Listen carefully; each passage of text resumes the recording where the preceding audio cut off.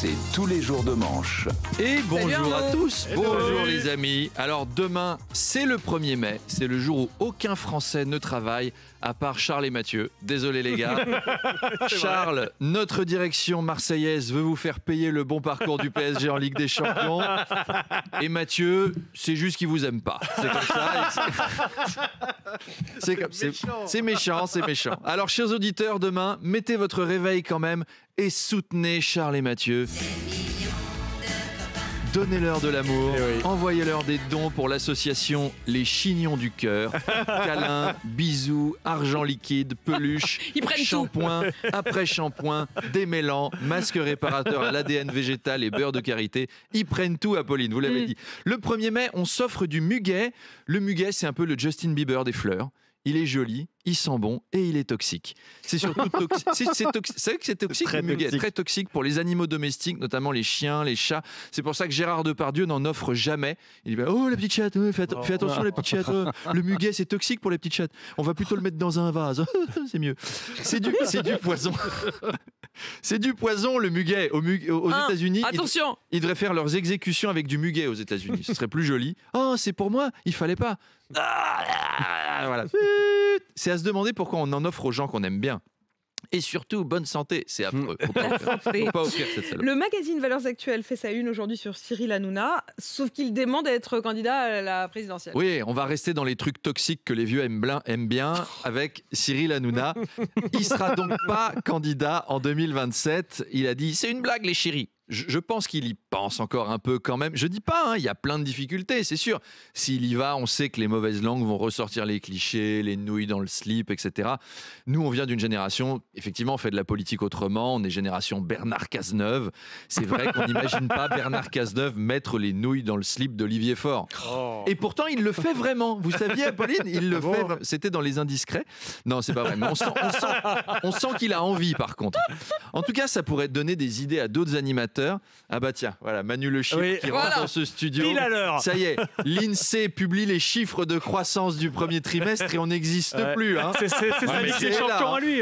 J'arrive pas à trouver une vanne sur la croissance. En tout cas, ça pourrait donner des idées, cette candidature potentielle de Cyril Hanouna, à d'autres animateurs. Je sens bien Cyril Ferraud. Il peut passer, c'est l'idole des vieux. Vous allez voir, Apolline, la semaine prochaine, vous recevrez le rédac-chef du magazine Notre Temps. Notre Temps, vous savez, le magazine des gens qui ont fait leur temps.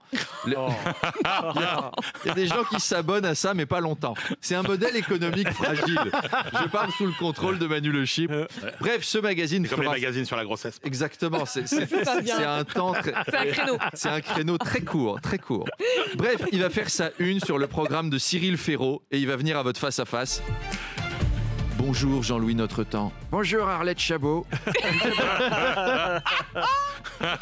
Nous avons effectivement fait la une de notre magazine sur Cyril Ferraud, dont le programme séduit l'électorat senior grâce à la défiscalisation des coffrets VHS de Derrick, à une aide de l'État sur l'installation des montes-escaliers, à une déduction fiscale sur les couches confiance. À propos, où sont vos toilettes ? Ah non, trop tard. De toute façon, vos sièges sont pas ouf. Bref, Cyril Ferraud 2027. Vous savez que si son public vit jusque-là, il fait 47% au premier tour. Sans problème. Sans problème. Et puis il y a la succession du pape, sans transition bien sûr. Les cardinaux se préparent à rentrer en conclave. Exactement. Alors, parmi les papes possibles, il y a le cardinal Robert Sarah, qui est de Guinée, et c'est l'idole des conservateurs.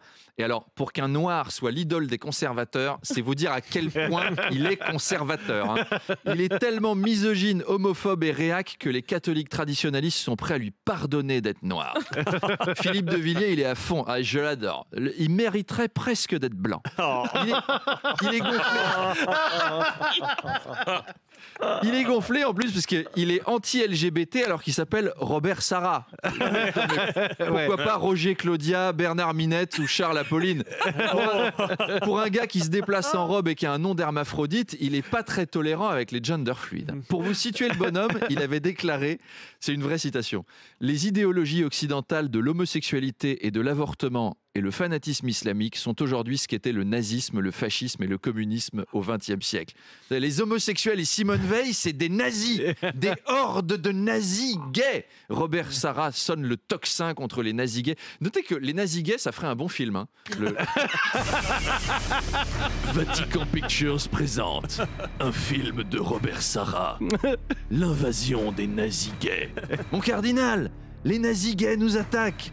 Regardez, ils arrivent vers nous au galop, entièrement nus, en chevauchant d'autres nazis gays entièrement nus. Taillot, Taillot, nous allons enfermer ces hétéros, les rendre prisonniers sur le plateau de Drag Race, leur faire des moustaches d'Hitler à paillettes et chanter des chants collabos. Je suis libertine, je suis pour Pétain. Robert Sarra vous fera trembler avec les nazis gays. Allez, bonne journée, Merci. à vendredi et bon courage Merci. à vous deux demain. On est désolé que la direction vous aime pas. Ah, non. À vendredi. Il est 7h24 et c'est le pirate qui rentre dans ce studio. RMC. Demanche pirate, le face-à-face. Bonjour Et Arnaud. bonjour. Arnaud Demanche, mon invité dans le face-à-face tout à l'heure à 8h30.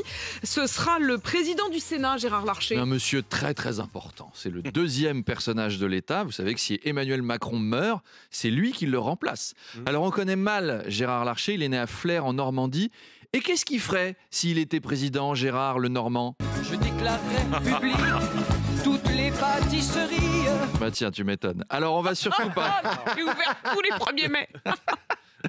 On va surtout parler budget, justement. Gérard Larcher tout à ne fait. veut pas d'augmentation d'impôts. Alors ça, il a été très ferme.